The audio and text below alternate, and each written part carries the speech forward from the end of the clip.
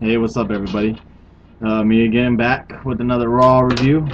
Um, this last past Monday was pretty good. Another cliffhanger leaves you wondering what's going to go down tonight on SmackDown and possibly even next week on Raw. But I'll get into that more into the Raw review. First off, we started off with Triple H coming down to the ring. Um, Make an announcement that no longer will we only see SmackDown wrestlers on SmackDown. We will now see them on Raw as well, which we kind of already did, but more as the whole roster will be now, and it will be now be a Raw Super Show. So that's pretty interesting. I'm not sure if Raw guys are going to be on SmackDown as well. I'm assuming they are. I think this is excellent. I think there's going to be a lot more storylines to do with now, with them realigning, and a lot more feuds can be going down. You can just imagine some of the feuds that we couldn't see because they're on separate brands, and now that they're seemingly becoming together, we could see some awesome feuds. So awesome part on WWE doing that. Um, Anyways, Triple H got into saying that he has been getting lied to, and he wants to get down to the middle of this. So can Kevin Nash come down to the ring? Which then hit Punk's music. Punk came down, pretty much, he's just saying that Triple H is a liar, that he doesn't believe him, and cue Nash, who came down with the NWO song. That was pretty cool. Uh, when I heard it, I was like, what? But it was just him, so it would have been pretty neat to see Hall and maybe Pac come out, but it was pretty cool seeing the Nash with the NWO music and not with the Diesel music, because I don't think that's him anymore. Excuse me. Anyways, Nash basically told Triple H, yeah, I lied. I needed to get my hands on Punk and get my revenge, and pretty much Triple H was stopping him from doing that. And Triple H pretty much told him, you need to leave. I want you out. Nash kind of smuckered and said, I'm signed, yada yada yada. All along, CM Punk's making the barf noises in the background because he thinks it's bullshit, and he just keeps tearing down Triple H and his wife Stephanie, talking about I think he's saying that he wears Stephanie McMahon's panties and all this stuff, to finally CM Punk pissed him off enough to give him in the match. So at the beginning of Raw, it was going to be Nash versus CM Punk at Night of Champions. But will that still be the same match at the end of the Raw? You'll find out. That was basically it. Just came down to figure things out, and that's what ended up happening. After that, we had a great match between Ziggler and Orton. It was a very strong match. Good focus on Ziggler hanging with the champ. Usually Orton or Cena kills the opponent that they're wrestling, but this was awesome. Near falls,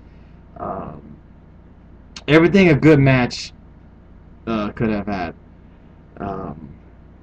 The commentary was excellent. Jim Ross was pretty much talking them pretty much the 90% of the time during that match.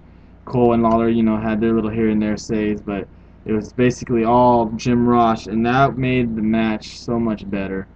Orton ended up winning by a little RKO. He threw him up in the air, he fell, he got up, and he RKO'd him. It was kind of botched, but it was still awesome. It's cool how he can do that move out of nowhere, and all the unique ways that he has done it. But yeah, it was good seeing Ziggler. I mean, I guess you could say getting kind of a push. He went a while with Orton in that match, at least 15 minutes, and I was impressed, and I hope they give him a bigger push than he already is. After that, we had Cena come out, of course, talking about, Del Rio, if you want some, come get some. Obviously, Del Rio's not there tonight, or was at Raw last night.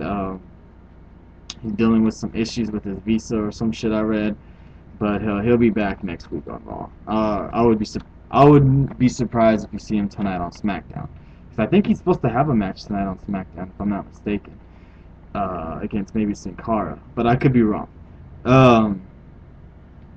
Yeah, he tells him to come get some. If you want some, come get some.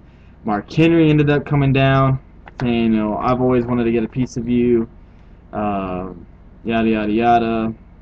And then Christian came down. I don't know why he came down, unless maybe they're going to start a feud with him and Cena, which makes no fucking sense. I mean, it does, unless Cena keeps the belt off. And if he does keep the belt off, that'll make a good little feud right there, Christian and Cena. That would be interesting little mic work with them two, even though Cena sucks on the mic. To me, I mean, he has his moments, but Christian is 10 times better on the mic than Cena ever will be. But anyways, then pretty much Sheamus came down. They get the save on Cena, which is weird because they used to be little rivals. So that ended up becoming a tag team match for the main event. Cena, Henry, Christian, Sheamus. It would be Cena and Sheamus versus Christian and Henry. Which I don't know why Christian's in the mix right here. They could have threw anybody else in this match, but they put Christian. I guess because he's wrestling on SmackDown and they want to advertise it a little bit more that he's going for the title. But why? They could have put anybody else in there and it would have probably been an alright match. But anyways, after that we had Miz and CM Punk, which was interesting because you have heel versus heel, and you have no idea who to cheer for. It sounded like the crowd was going more for the Miz than for the Punk. But last night's crowd fucking sucked. If you were at that Raw last night and that crowd fucking was garbage, especially compared to last week's crowd. It was good back and forth action, which you would expect between the two. R-Truth ended up interfering,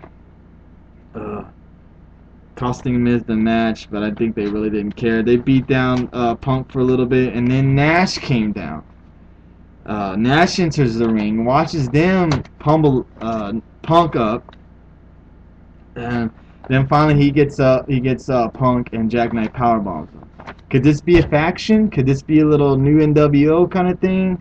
A little conspiracy WO? I don't know, but I liked it, and it keeps you thinking, what the fuck is gonna go down? Are they gonna become a group?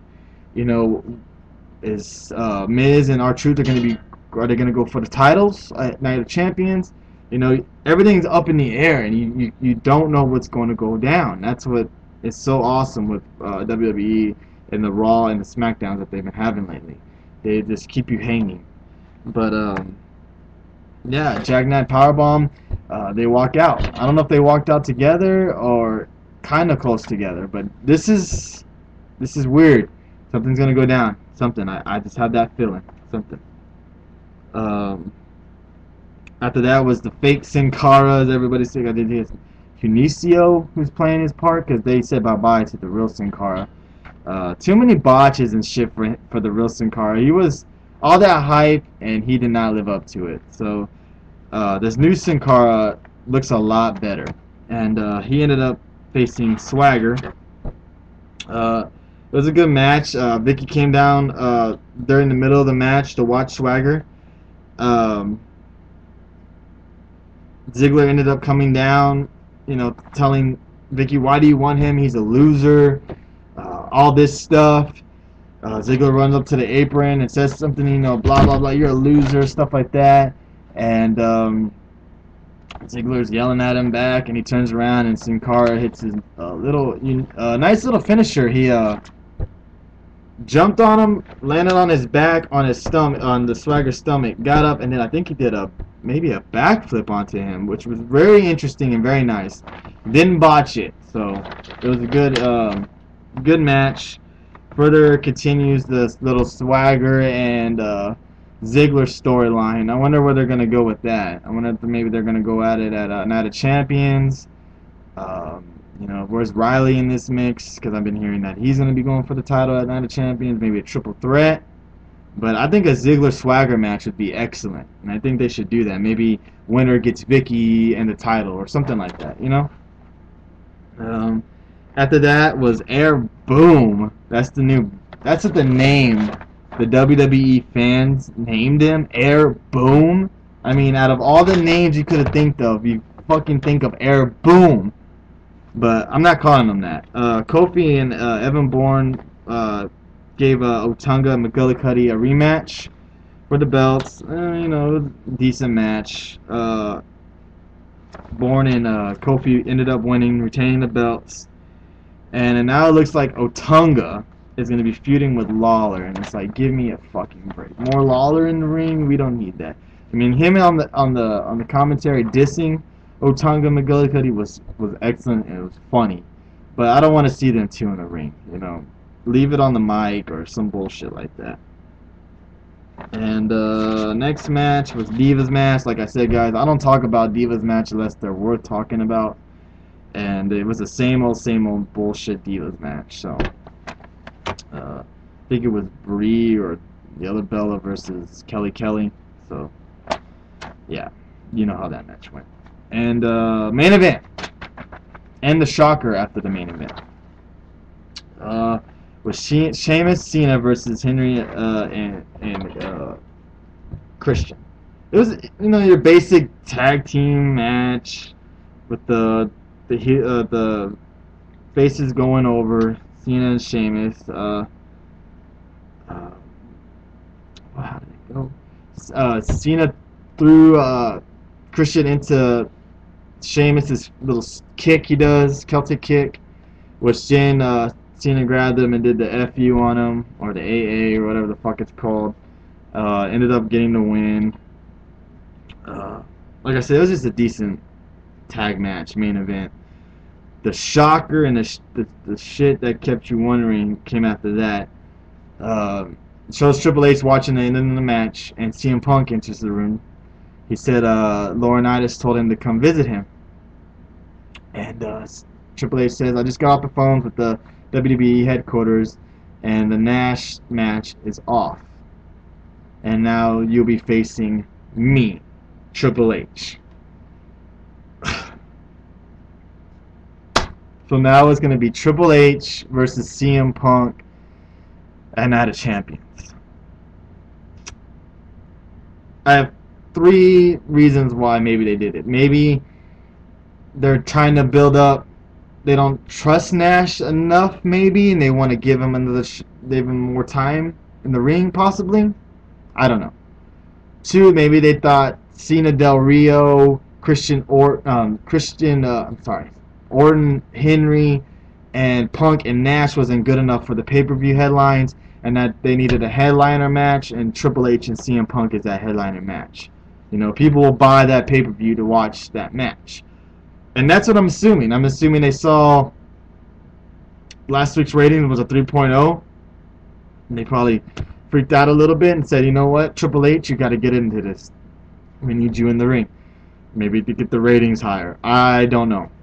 You know, supposedly we're going to find out more what's going to go down tonight on SmackDown. So, should be interesting. I'm sure a lot of people will be tuning into that. The 3 matches so far that they have announced on SmackDown will be Punk versus Khali, Cena versus Barrett. I'm a big Barrett mark, so I'm sure that will be a good match. And Orton versus Christian for the belt in the cage. And, you know, I'm pretty sure Orton's going to win that match. But that's about it. 1 to 10, Raw was definitely an 8. Keeps you wondering what's going to go down. The matches were excellent. Well, I take that back. The matches were good. The Ziggler and Orton match definitely stole the show. I do hope to see them go at it down the line, maybe in a storyline or something. That would be nice. Yeah, that's about it. That's my Raw review. I'm thinking about doing a SmackDown review from tonight's live one. I'm thinking about it.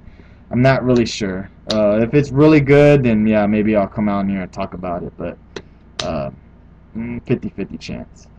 Thanks for all my subscribers. I'm almost at 100. I'm 5 away. I just want to thank all of you.